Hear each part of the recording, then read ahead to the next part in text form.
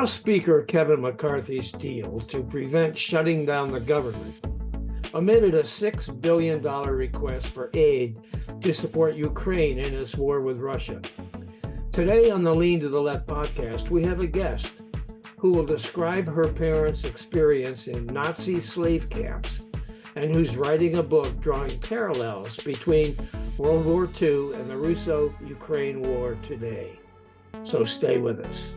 Welcome to Lean to the Left, home of no-holds-barred commentary, plus interviews with fascinating people, some of them top experts, others simply with interesting stories to tell. You'll never know who'll show up at Lean to the Left. Now here's your host, Bob Gaddy. Oksana Kukurudza's parents were in Nazi slave camps during World War II, then liberated by the U.S. Army, placed in refugee camps, and then finally settled in America, where they raised their, get this, 12 children. We'll talk about the parallels between little-known events of World War II to post-World War II Germany, including the 12 million Eastern European Nazi slaves and the last million refugees, and how these events are eerily familiar to events in Ukraine. Oksana Kukurudza, the American-born daughter of Ukrainian immigrants, is an author and management consultant living in New York City. Since the events of February 2022, she's writing a narrative nonfiction to shine a light on her parents' experience as slaves of the Third Reich and how today's Ukraine differs from the Ukraine she worked in for 18 months in 1996 and 97. Oksana, thanks for joining us today on the Lean to the Left podcast. Thanks so much, Bob, for having me. I appreciate it. This is a topic that I'm really interested in. This war with Ukraine that Russia started is just abominable. And Americans don't really realize, I think, in many cases, how it affects them, because it does.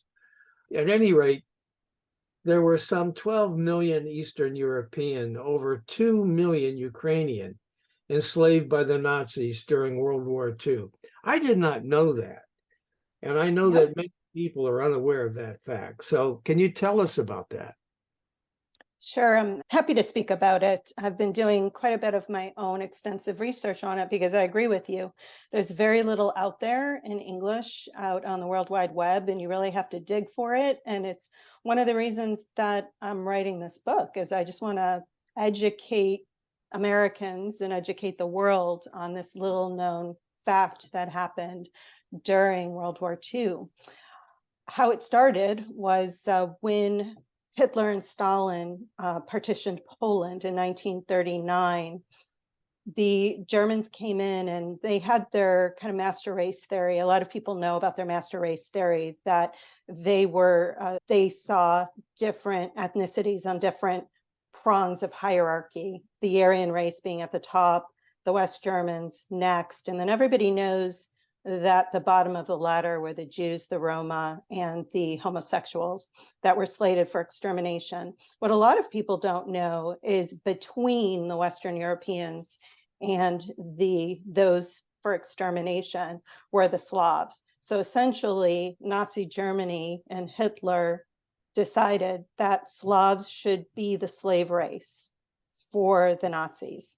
And so when they took over Poland and Czechoslovakia in 1938, 1939, they first started with propaganda, so posters, things like that, to encourage people and workers from the East to come west to work in Germany, to work as agriculturalists, to work in industry. And then as the war proceeded and Hitler invaded what was the eastern part of Poland that Stalin had taken over, the Nazis quickly moved into Western USSR, what used to be Eastern Poland, all the way to pretty much the border of modern day Russia. So he invaded all the way through Ukraine and started using those same propaganda techniques to bring people over.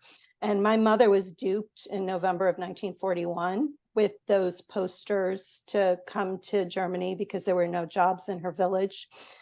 My father, however, I just found out he wasn't quite duped. He was just deported. So what the Nazis started to do too is word started spreading around that people weren't just being invited to Germany to work to do these great jobs for 6 months with good pay, but that the minute they came into Germany, their working papers were taken away from them and they were essentially sold. Like I've even read that there were some slave auctions where in these filtration and transition camps, as you came through Germany as an Eastern worker, that companies and farmers and things would line up and pay the government to then take these people to force them to work and take their papers away from them and not allow them to go home, not allow them to send money home. And so you ended up, and as the war progressed, of course, the word got out and people didn't want to voluntarily go. And so they were just being kidnapped and deported to Germany to work. And as Germany was losing more and more of their men, they just kept taking more and more people to the point where they were taking even kind of young children to work in Germany. And so after the war, you had, these millions and millions of displaced people. And it's a really even sadder story going forward in the post-war era, because the Allies all made this pact with each other that they would forcibly resettle people back to their origins. And so you had people that were liberated in Germany, but whose origins were, let's say now, the USSR, or now part of communist Eastern Europe behind the Iron Bloc, and they were forcibly forcing them to go home, even though these people felt like their lives could be at stake because they might be perceived as collaborating with the Nazis, having gone home. So it's really a disastrous, sad, traumatic story that we don't talk about at all in the West. So these people were interred in camps and slave camps? Yeah, they were treated many different ways. So my mother was interned in a slave camp. She worked in agriculture. And she supported a nearby bomb factory. The food supported a nearby bomb factory. And so she talked to me about what it was like, her slave camp, where there was barbed wire, there were SS guards, there were German shepherds. So, and I visited the concentration camp. So I went to Auschwitz-Birkenau, and the way she described her camp didn't seem all that different from what I saw when I was there. My father worked on a manor farm. He wasn't surrounded by guards. He had a little bit of a different experience. And then I've read about through my research that others maybe were placed with German families as nannies and cooks and maids, or they might have been working in bomb factories. And if they worked in bomb factories, they could have been even in worse conditions because they were forced to work with chemicals that could be very dangerous to them and to their skin. And so there was a mixed bag on how the people were treated, but the majority, almost all of them really didn't get paid. And if they did get paid, Bob, their earnings were taken for the meager food and clothing that they received from their employers. And you'll love this one. The rest of their earnings were put into a future pension fund that they would have never received. Oh, man. It's really outlandish when you start reading some of these things and just imagining what these people went through. But there weren't exterminations like with the Jews, correct? It wasn't mass extermination. However, they were not very well treated. And I'm sure that they were shot if they tried to leave, or they were put into, I have read that they were put into concentration camps if they weren't deemed working hard enough, or maybe napping on the job or stealing food. So it was still a very precarious situation, as well as they weren't fed very well. So there were high numbers of them that also perished through the system. So your mom and dad were separated? They were not together at the time. So my mother was 17 when Oh, she left and went to Germany, and my father was 20. So they met later after the war in the displaced person camps. oh, So they have two very different experiences. I see. Okay. All right. But in the cases of a married couple, were they separated or were they kept together, or don't you know? I don't know. I would have to do some more research to Yeah, better. when you're talking about your mom with this experience and your dad with that experience. So, and he was Mhm. like 20. And he was 20. Yeah. Yes. And Yeah. then during during the time that they were there, they experienced things like the Allied bombings. They experienced things like, even before the war, my mother's older brother, they spent 2 years under the Soviet Union. And my mother tells me the story about how she lost her beloved older brother. He was like a father to her when the Soviets came through their village and just forcibly conscripted him. And she never saw him again. I have a hypothesis that maybe he was sent to Finland to fight on the front lines, because at the time there was a war going on between the USSR and Finland, but yet the war between Germany and the USSR hadn't started yet. But in terms of the eerie familiarities or similarities between my parents' events and today's events in Ukraine, I just see things like the Russians are using minorities as cannon fodder for the front line, which is very much what they did back in World War II, and what I believe happened to my oldest uncle.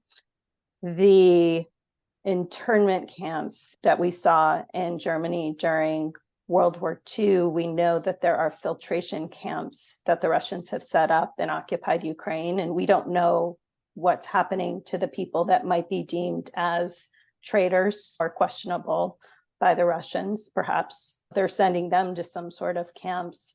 And then other things that are very familiar are the bombs, the way that the Allies and Axis powers bombed civilians to smithereens. We're seeing the same things happening in Ukraine, much more on the Russian to Ukraine side, right? Where it's weekly we hear about a bombing that kills civilians, killing children.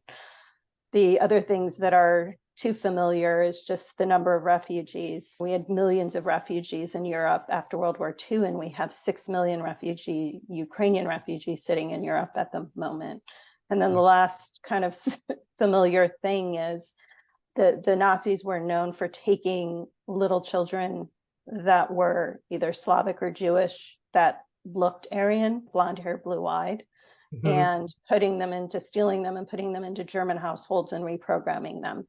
And that's another part of the playbook that Russia's doing today by taking Ukrainian children away from the occupied territories and placing them with Russian families and training them, teaching them that they're now Russian and not Ukrainian. Incredible, taking them away from their parents, right? Yes, it's as if Vladimir Putin just opened up the Nazi Adolf Hitler playbook and he's just playing it play for play.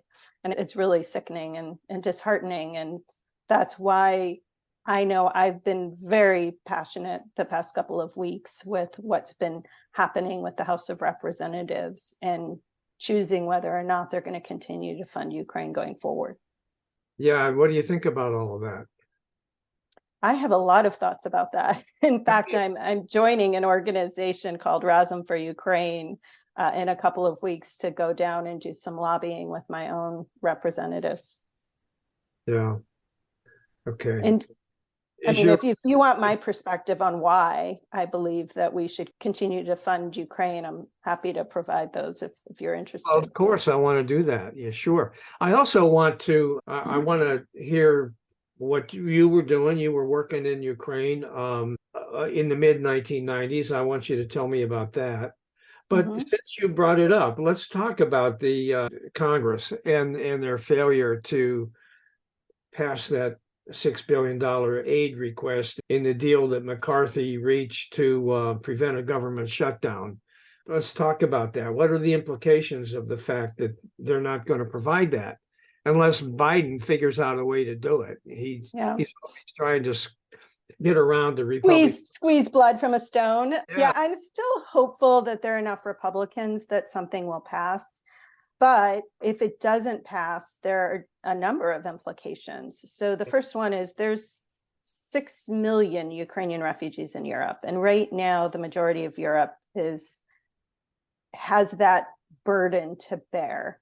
If Ukraine doesn't win this war, those people are never going to go home because they're never going to feel safe in a Ukraine at war or a Ukraine occupied by Russia. And eventually Europe is going to be looking to the United States to financially help support those refugees and take many of those refugees ourselves. So it will end up be costly on us. Yes, so it's going to cost more money on us, I believe, to not continue to fund Ukraine than what it's doing to fund Ukraine today. Yeah. Secondly, Ukraine is an ally of ours, as well as we have many allies in Europe as a part of NATO that look to us to help with their security. And the little aid I feel that we're giving Ukraine, and we don't have men on the ground or soldiers on the ground, Ukraine is doing a lot to erode the Russian military capability. That is in the interest of the United States as a NATO member, because if Russia is successful in Ukraine, I 100% believe that they will continue. And they're going to go after the Baltics because he wants to reconstitute the USSR, and that will be his next step. And then it could be Poland. So eventually, we're going to end up having boots on the ground later on if we don't continue to financially and militarily support Ukraine today. And then lastly, I would say a couple lastlies would be, if we continue to not support our allies are going to stop trusting us. And if we don't support Ukraine, China's watching, and China will invade Taiwan, and then we'll have to be even more involved in Taiwan. So I see Ukraine as a deterrent to China's eyes or ambitions onto Taiwan. Okay. And then lastly, I just think we're supposed to be this shining city on the hill that supports democracies. And how can we not support a democracy like Ukraine? Yeah, I would tell the would-be immigrants from south of the border about the shining democracy on the hill. That's why they're coming. Yeah, that's right. That's why they're coming. And the conservative Republicans have certainly trying to do whatever they can to stop it. Yeah, I would argue if we helped Central and South America with their problems and helped them with their economies and helped them with their crime, then people wouldn't come. People are coming because they have no opportunity at home. It's not because they just want to come to the United States. It's hard to be a refugee. Nobody does that when they have a really good life at home. So I always say start at the origin if you want to fix a problem. And it's the same with the Ukraine crisis. Make their home safe and they will go home. Tell us a little bit about your experience working there back in the 90s. Sure. So it was very interesting for me as a Ukrainian American who had never lived there. My parents had family in the western part of Ukraine, and they were separated from their families by 50 years because of the Iron Curtain. And so my mother had gone once to Ukraine before I showed up for work. And I did because I was working for an auditing company called Deloitte & Touche International. And there was this opportunity for me to go over there and work. And so I chose to do that. And I moved to Kiev. And the first thing I noticed was it is really cold there and winters are horrible. I showed up in January and I couldn't believe how cold it was. And it made me completely understand why both Napoleon and Hitler couldn't manage to invade and retain countries like Ukraine and Russia. Those are really rough winters. But the other thing that really struck me was culturally, everyone in Ukraine, even though it was in the mid-90s, regardless of what language they spoke. So more people in the West spoke Ukrainian. When you got to Kiev, it was like 50-50 Ukrainian, 50% Russian. And then as you moved more east, it was much more Russian speaking, almost predominantly Russian speaking. But everyone said they were Ukrainian, unless they were like 100% ethnic Russian, and then maybe they would say they were Russian. But everyone had that identity of, I'm Ukrainian, I'm not Russian, even if I speak Russian. So I thought that was interesting. The other thing that was interesting was just the dichotomy between the young and the old. So the older generation and the pensioners, they were very disappointed and I would say devastated by the loss of the safety net that they had with the USSR. And they were more than likely the ones that kind of wanted to go back. But the majority of the young people, like the people that, I worked with or I came into touch with, they looked westward. They wanted to be integrated into the West. They wanted to develop a capitalist democratic society in Ukraine. And they were just full of optimism. And there was a lot of poverty there, but there was a lot of optimism when I was there. All right. And so what do you do today in your work? Sure. So I work for a company called Accenture, which is one of the largest consulting, technology, and operations outsourcing companies in the world. And we have over 700,000 people.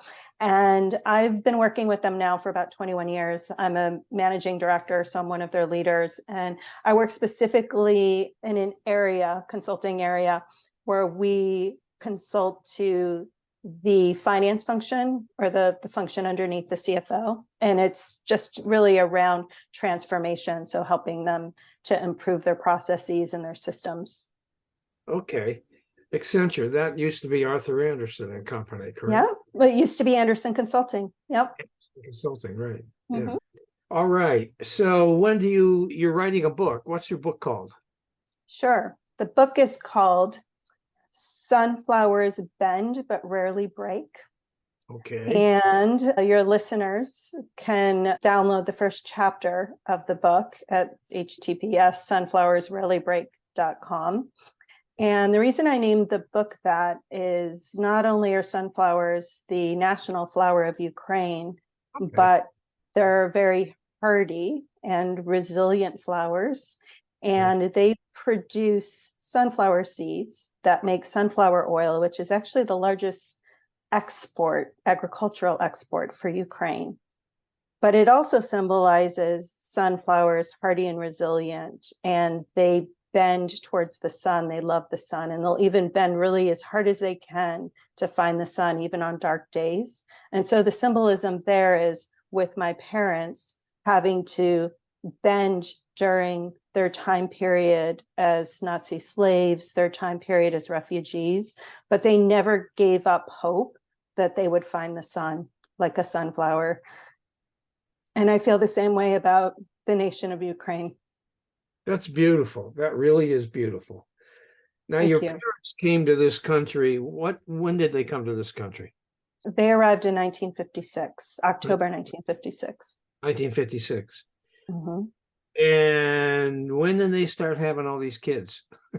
Before then, yeah. So there were 6 children born in Germany, and the children were displaced persons too. They had no country of origin, because even though you were born in Germany at that time, the laws are different now, but back then you had to have German blood to become a German citizen, or you had to wait until you were old enough to take the tests and become naturalized.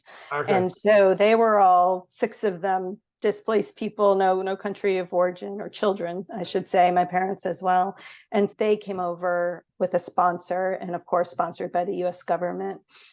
And then they had 6 more in Rochester, New York. And I was going to say you're probably I'm the youngest.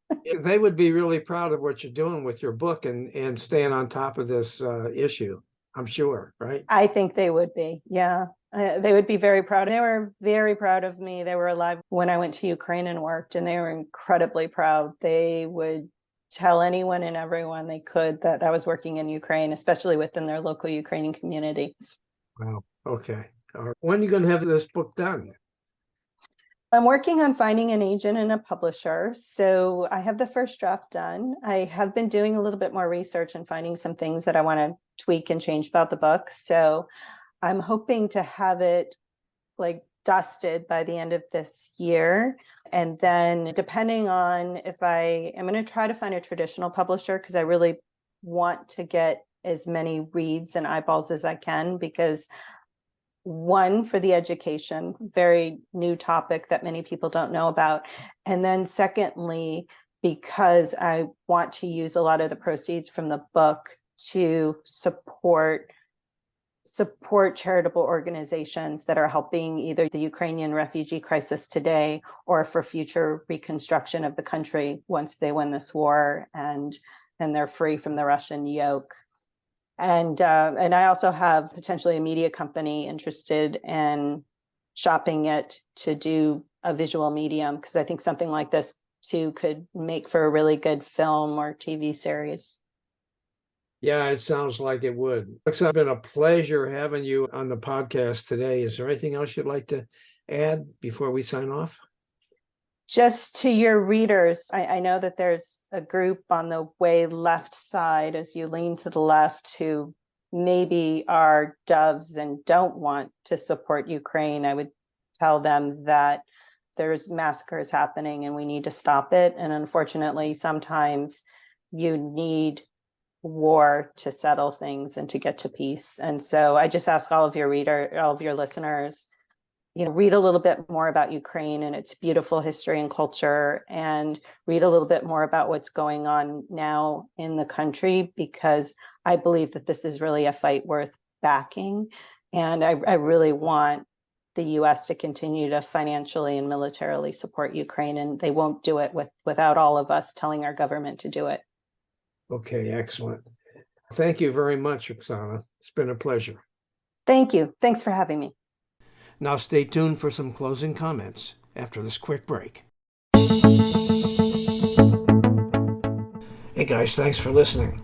Hope you enjoyed this podcast and that you'll come back on a regular basis and check out our interviews with guests on topics that I hope you find interesting, entertaining, and enlightening. Our episodes stream weekly, every Monday. Let your friends know about this podcast and take a minute to subscribe. Just go to podcast.leantotheleft.net to subscribe, check out the upcoming interview schedule, and listen to all of our episodes. And follow us on social media. Facebook at the Lean to the Left Podcast, Twitter at Lean to the Left 1, Instagram at BobGaddy_Lean to the Left, and TikTok at Lean to the Left. And you can watch the episodes at YouTube at Lean to the Left. And don't forget to visit our blog site, leantotheleft.net, where you'll find commentary on the news by some excellent writers with progressive perspectives on a whole range of topics. You can sign up as a member there, and of course, it's all free. Now, this is Bob Gaddy signing off for Lean to the Left. Thanks for sharing your time with us.